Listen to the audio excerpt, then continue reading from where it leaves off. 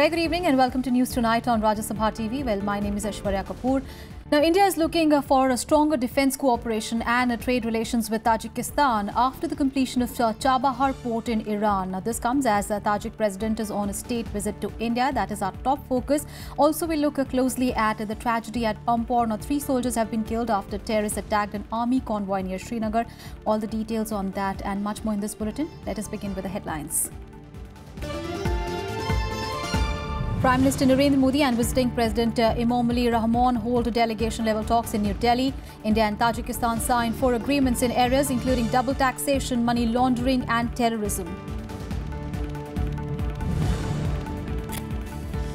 Finance Minister Arun Jaitley calls demonetization the biggest step against black money and wrongful economic practices in the last 7 decades. Says remonetization will not take too long.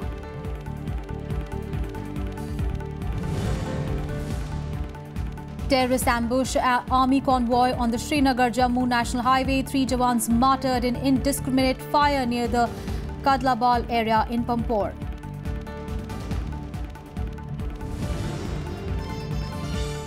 Delhi court sends ex-Indian Air Force Chief SP Tyagi and 2 others to judicial custody till 30th of December in Augusta Westland chopper case. Next hearing to take place on 21st of December when bail petitions come up. And the Syrian government and rebels reach a new deal to allow evacuation of besieged enclaves. Thousands of civilians and rebels start leaving Aleppo.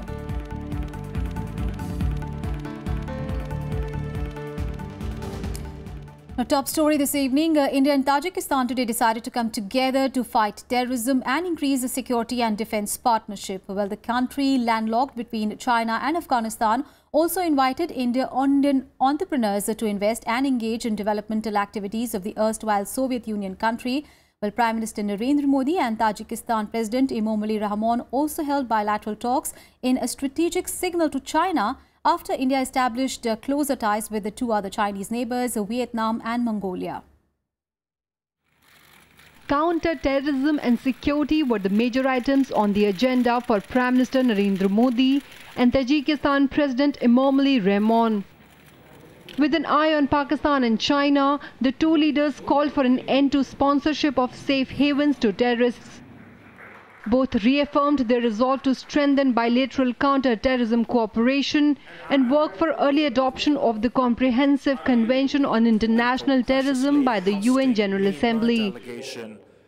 We assess the broad progress achieved under different pillars of our bilateral engagement, including our partnership in defense and security.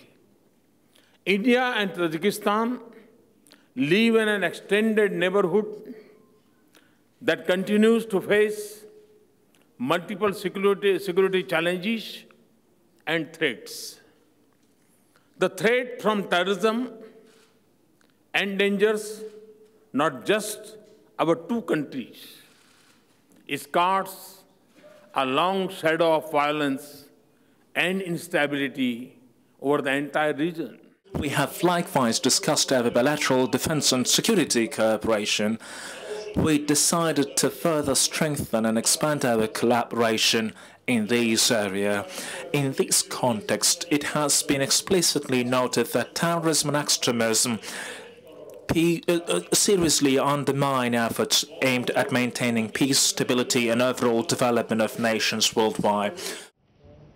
To strengthen trade ties, Rahmon invited Indian investment in 4 free economic zones in his country, especially in small and medium hydel projects based on India's previous record on the Warzop 1 hydel power plant in Tajikistan. To fine-tune ties in the long run, both countries signed 4 major agreements, including one on avoidance of double taxation, financial intelligence, cooperation between Prasar Bharati and Tajik Radio, and TV, as well as India-Tajikistan bilateral investment. President and I agreed on the need to increase the scope and scale of our economic engagement, especially trade and investment traffic. In this context, hydel power, information technology, pharmaceuticals, and healthcare would be areas of priority action. A package of documents we have concluded today is yet another important step forward towards unlocking the first opportunity of bilateral collaboration in different areas, including in trade, economy, and human dimension. Tajikistan is determined to upgrade its ties with India into a qualitatively new level with a special emphasis on trade and investment so more people can reap fruit of our collaboration. We welcome Indian investors doing business in Tajikistan. We expressed our preparedness to support Indian investment in the country, particularly in the free economic zones. The two leaders decided to collaborate for capacity building in Tajikistan and space technology for human development. They reiterated their interest in cooperating in the farming sector for self-sufficiency in food. Pharmaceuticals, healthcare and education are also some of the areas wherein Tajikistan has sought India's support. Earlier, President Rahman was given a ceremonial reception when he met President Pranab Mukherjee and Vice President Mohammad Hamid Ansari. Akhilesh Suman's report for Rajya Sabha TV. On to some other news now. Well, Arun Jaitley today sought to assuage concerns of a currency crunch in the economy by saying that the process of remonetization will not take a very long time. Well, the finance minister also spoke of the country's stamina to sustain a decision like a demonetization, which he said has clear long-term gains even at the cost of short-term inconveniences. However, the opposition hit back saying that the notes ban was a fight against the Indian economy and not black money. Finance Minister Arun Jaitley on Saturday defended the government's demonetization initiative. Speaking at the Federation of Indian Chambers of Commerce and Industries 89th Annual General Meeting, Jaitley said the note ban will have long-term benefits. Insisting that remonetization will not take very long, he however indicated that not all of the 15.44 lakh crore rupees worth of the junked currency will be remonetized. Efforts of this whole exercise has to be that even though a reduced cash currency would remain, and conscious effort will have to be made in order to supplement the rest with the digital currency. Calling demonetization a courageous step, Jaitley said that the government could do it as India today had the capacity to undertake bold experiments since it was no longer a fragile economy. India today has the capacity to take these decisions and a capacity to enforce these decisions, to experiment boldly, even when at the time when the world is looking more inwards. I think marks an exception as far as India is concerned. Jaitley also spoke of GST, sending a message to states to quickly resolve contentious issues around the bill, reminding them that the current system of taxation will end on 16th of September next year. The entire amendment was notified on the 16th of September 2016, and it permits the old taxation regime to continue for a period of 1 year. So on the 16th of September 2017, as far as the current mode of taxation is concerned, the curtains will be down. The opposition once again targeted the government over note ban, saying the move had left millions facing severe cash crunch. लाखों के तादाद में, करोड़ों के तादाद में लोग जो है परेशान हैं, नौकरियां चली गई, जो नए पैसे आप जो छपा रहे हो, जब तक पूरे तादाद में वो नया पैसा नहीं आता, लोगों की परेशानी को दूर करने के लिए कुछ व्यवस्था करो आप. What is the black money? What is the total currency? How much can be replaced? What is our printing capacity? How many days it will take? Nothing was taken into account. The net result that sufferings and hardship to the people. The centre's decision to demonetize old 500 and 1000 rupee notes on 8th of November led to the withdrawal of 86% or about 15.44 lakh crore of the country's currency in circulation. The decision was taken to flush out black money and end terrorist funding from counterfeit currency. Although the RBI has introduced new 500 and 2000 rupee currency notes, cash shortage problems are yet to ease. Bureau Report, Rajya Sabha TV. And development related to demonetization, well, political parties depositing old 500 and 1,000 rupee notes in their accounts will be exempt from income tax. Well, the condition is that the denominations taken are below 20,000 rupees per individual and should be properly documented. However, opposition parties have jointly questioned the move, and to support the allegations, now Election Commission has said that black money plays a pivotal role in elections. A day after the Finance Ministry announced that the abolished 500 and 1,000 rupee notes can be deposited in the bank accounts of political parties till December 30th without having to pay any tax, political parties and the common man alike have both criticized the decision.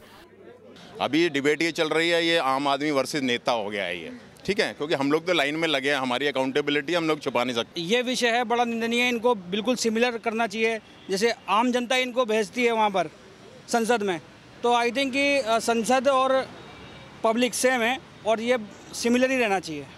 While questioning the liberty given to political parties, Delhi Chief Minister Arvind Kejriwal on Saturday said a commission should be formed to probe the source of funding of all parties. He also linked the centre's tax exemption decision to the meeting between Prime Minister Narendra Modi and Congress Vice President Rahul Gandhi on Friday. Independent commission बनाया जाए जो सारी political parties के पिछले 5 साल के इनका जितने भी बही खाते हैं सबकी जांच करे, जितने उनके सोर्सेज ऑफ फंड्स हैं उनकी सबकी जांच करे, और ये 20,000 रुपए की जो लिमिट लगाई हुई है इन्होंने कि 20,000 से कम जो चंदा देगा उसको उसके सोर्स बताने की जरूरत नहीं है, इसको खत्म किया जाए। Congress, TMC and Swaraj Abhiyan have jointly questioned the move, alleging that the timing of the announcement indicates an ulterior motive. The move purportedly scraps black money laws present in the country. 8 तारीख से पहले BJP ने कई राज्यों के अंदर बहुत जमीन खरीदी है और कई इनकी स्टेट यूनिट्स ने करोड़ों रुपया बैंक्स में जमा कराया है। वो जानकारी भी एक व्हाइट पेपर के माध्यम से आनी चाहिए, किस राजनीतिक दल ने कितना पैसा 8 तारीख से पहले जमा कराया कैश का। सारे काले धन के खिलाफ जितनी संस्थाएं बनी हैं, कानून बने हैं, सबको ध्वस्त करते जा रहे हैं। आपने लोकपाल 3 साल हो गए कानून बने हुए, 3 साल में आपने लोकपाल बनने नहीं दिया। Officials later clarified that parties can be called upon to explain volunteer donations and must be able to provide details of the contributors, no matter how small the contribution is. The law, however, exempts political parties from taxes on income generated from various sources, including donations. With inputs from Anu Diwan, Bureau Report for Rajya Sabha TV. Meanwhile, Congress Vice President Rahul Gandhi today continued his tirade against the Modi government on the demonetization issue. While speaking at a rally in Belgaum in Karnataka, the Congress leader slammed the Prime Minister for mocking farmers in the Parliament House. He alleged that Prime Minister Modi made fun of farmers in Parliament House by saying that they dig holes. Allegedly, then he made fun of Manrega, which is like a lifeline for farmers. Rahul Gandhi said he claimed that a cash ban will only benefit 50 families who are Modi's friends. 2.5 साल से नरेंद्र मोदी जी की सरकार गरीबों पे आक्रमण कर रही है। किसानों ने इनसे 3 चीजें मांगी थी: कर्जा माफ, बिजली बिल हाफ और सही दाम अनाज के लिए, सब्जी के लिए। नरेंद्र मोदी जी ने उनकी बात नहीं सुनी, लंबे लंबे भाषण किए और फिर लोकसभा में किसानों से उनकी जमीन छीनने की कोशिश की। हम जमीन अधिग्रहण बिल लाए थे, आपकी जमीन को रक्षा करने के लिए बिल लाए और 3 बार, 1 बार नहीं 3 बार नरेंद्र मोदी जी ने उसको खत्म करने की कोशिश की। A big story coming in from Jammu and Kashmir, where 3 soldiers were killed after militants opened fire on an army convoy in Pampore in Pulwama district on Jammu-Srinagar National Highway. Now, a search operation is underway at the moment. Security forces have cordoned off the adjoining residential areas and have launched a search operation to track down the militants. Now, preliminary reports suggest that the militants were on a bike when they opened indiscriminate firing on the convoy in the afternoon. Well, this year, the Srinagar-Jammu National Highway remained high on the militant target list, as it witnessed 5 major militants attacks, including Fidayeen attacks on the Entrepreneur Development Institute building twice in Pampore area alone. More news from across the nation. Let's go nationwide. A Delhi court on Saturday remanded former Air Chief Marshal S.P. Tyagi and 2 others accused to judicial custody till 30th of December in the Augusta Westland VVIP chopper bribery case.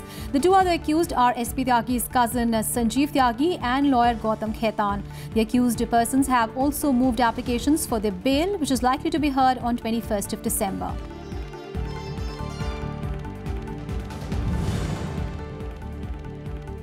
Cold wave tightened its grip on Kashmir Valley on Saturday as the temperatures plummeted, freezing water bodies in Rajouri district. The weather department has forecast mainly dry weather in the state over the week ahead, which could lead to further drop in the night temperatures. Meanwhile, the national capital witnessed a moderate fog cover, leading to delay in 52 rail services and also rescheduling of 12 others. Flight operations at the Indira Gandhi International Airport, though, were normal.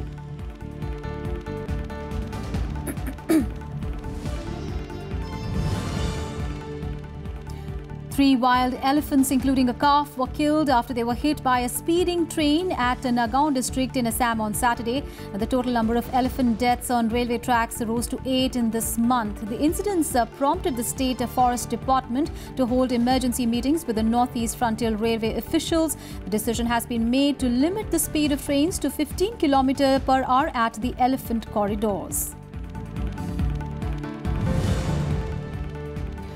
Punjab Congress Chief Amarinder Singh urged the Election Commission to take immediate preventive steps, alleging that the sad BJP government was trying to push poll swaps through ordinances. He also said that there were reports that the Prakash Singh Badal government would try to pass at least 8 bills, including the one related to regularization of 27,000 contractual employees who have been agitating against the government for some time. Prakash Singh Badal has convened a special session of the State Assembly from 19th of December.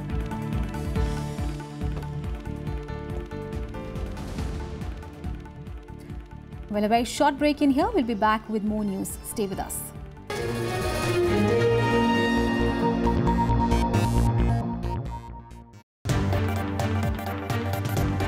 Hello and welcome to Rajya TV. You're watching Constitutionally Yours.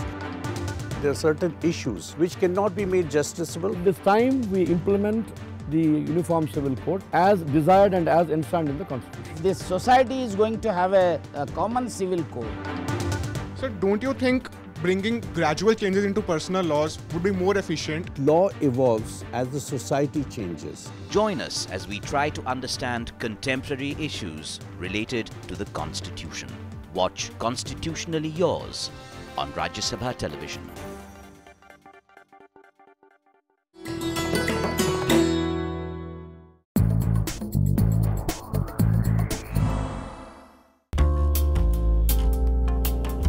From cowries to metal pieces, Indian currency has seen many changes. The earliest punch-marked coins came from Gandhar. The East India Company at the turn of the 19th century also minted its own coins. The Indo-Greek coins come from a colony left behind by Alexander. They depict the golden rule of the Guptas, with embossed human portraits and matrimonial alliances like Chandragupta Maurya's wedding with Seleucus I Nicator's daughter.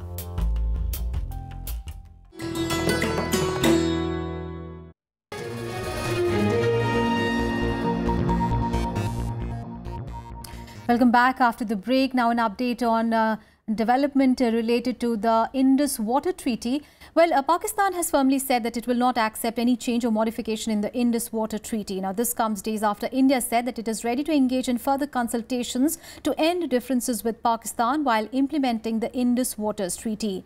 Now, Islamabad has argued that India was buying time to complete its 2 disputed water projects. Well, the current dispute revolves around the Kishanganga and Ratle hydroelectric power plants. Now, India is building the plants on the Kishanganga and Chenab rivers, which Pakistan says violates the Indus water treaty that was signed in 1960. And the World Bank, remember, recently paused the arbitration between the two nations and asked for alternative ways to solve the problem.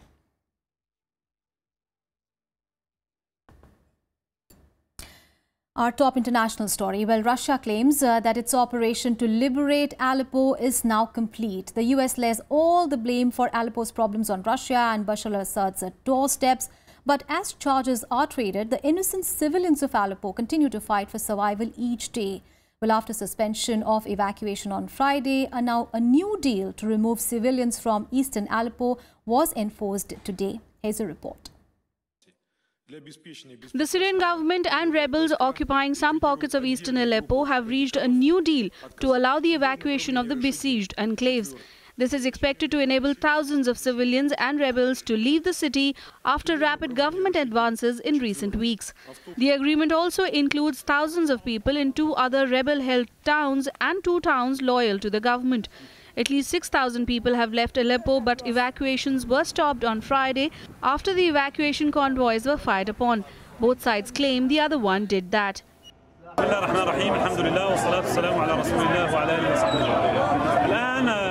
دخلت أولى السيارات لنقل أهلنا المحاصرين إلى الأحياء المحررة الغربية. كما ترون ازدحام شديد في الأحياء المحاصرة. الأهالي المنكوبين الذين كانوا يعيشون تحت الدمار وتحت القصف وتحت البراميل. بإذن الله إن شاء الله لسه الحرب ما انتهى، بإذن الله راجعين. دم الشهداء ما بروح حدور، الأطفال الجرحى بإذن الله ما بروح حدور، بإذن الله باقيين. The UN Security Council is expected to vote over the weekend on a French-drafted proposal to ensure the operation is coordinated by international observers with humanitarian aid allowed into Aleppo and hospitals given protection. The international community, however, is busy placing the blame at each other's doorstep. The world, as we speak, is united in horror at the savage assault by the Syrian regime and its Russian and Iranian allies on the city of Aleppo. We have seen a deliberate strategy of surrounding, besieging, and starving innocent civilians. We've seen relentless targeting of humanitarian workers and medical personnel, entire neighborhoods reduced to rubble and dust. There are continuing reports of civilians being executed, and these are all horrific violations of international law. Responsibility for this brutality lies in one place alone, with the Assad regime and its allies, Russia and Iran, and this blood and these atrocities are on their hands. Российским центром примирения враждующих сторон в короткие сроки была организована и менее чем за сутки проведена операция по выводу из восточных районов города Алеппо вооруженных формирований и членов их семей. Операция по выводу завершена. Операция по освобождению Алеппо от террористов завершилась. Правительственные войска ликвидируют отдельные группы радикалов, отказавшихся выйти из города. Some of the evacuated families were brought to the Zaharet al-Khalij camp in Idlib province on Friday. The Syrian Observatory for Human Rights says 8,000 people, including some 3,000 fighters and more than 300 wounded, had left Aleppo. Turkey plans to set up a camp inside Syria to host people evacuated from the city of Aleppo, but will continue to take the sick and wounded to Turkish hospitals. Bureau Report, Rajya Sabha TV. Well, staying with West Asia, at least 13 soldiers were killed and 48 others injured on Saturday in a car bombing close to a public bus in the central Turkish city of Kayseri. Turkish army said that the casualties included off-duty soldiers who were travelling in the bus. Well, the blast occurred outside a university in Kayseri. Now, an army spokesperson said that several civilians may have also been injured in the blast. However, there was no immediate claim of any responsibility. Well, this explosion comes a week after 44 people were killed in an attack in Istanbul, which was claimed by Kurdish militants.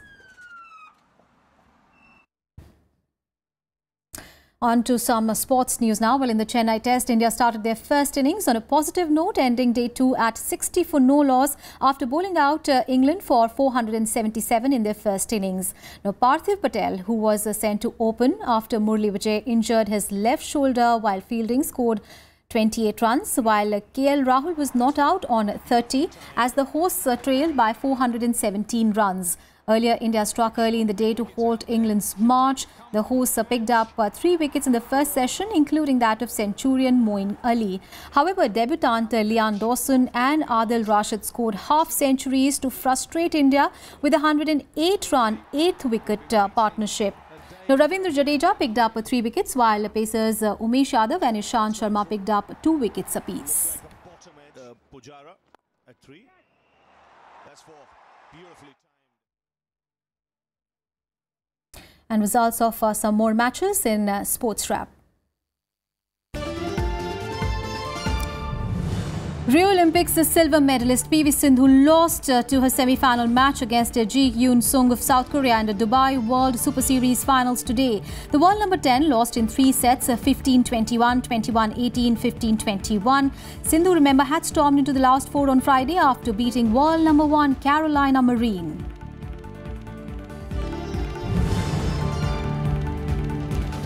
Indian chess ace Vishwanathan Anand played out another draw in the London Chess Classic. Well, the 5-time world champion drew with the Levon Aronian of Armenia in the round 7 and now has 3.5 points with 2 games remaining. Now, Wesley So of the United States leads the tournament with 4.5 points.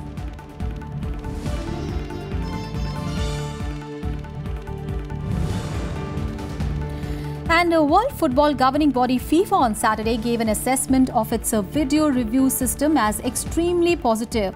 Now, FIFA President Gianni Infantino has backed the referral system, saying that he hopes to see video references being used at the 2018 World Cup in Russia.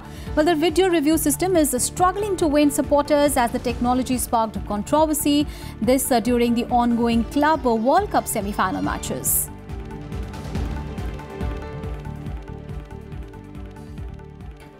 Well, that's it from me and my team in this edition of News Tonight. Thanks for watching. Good night.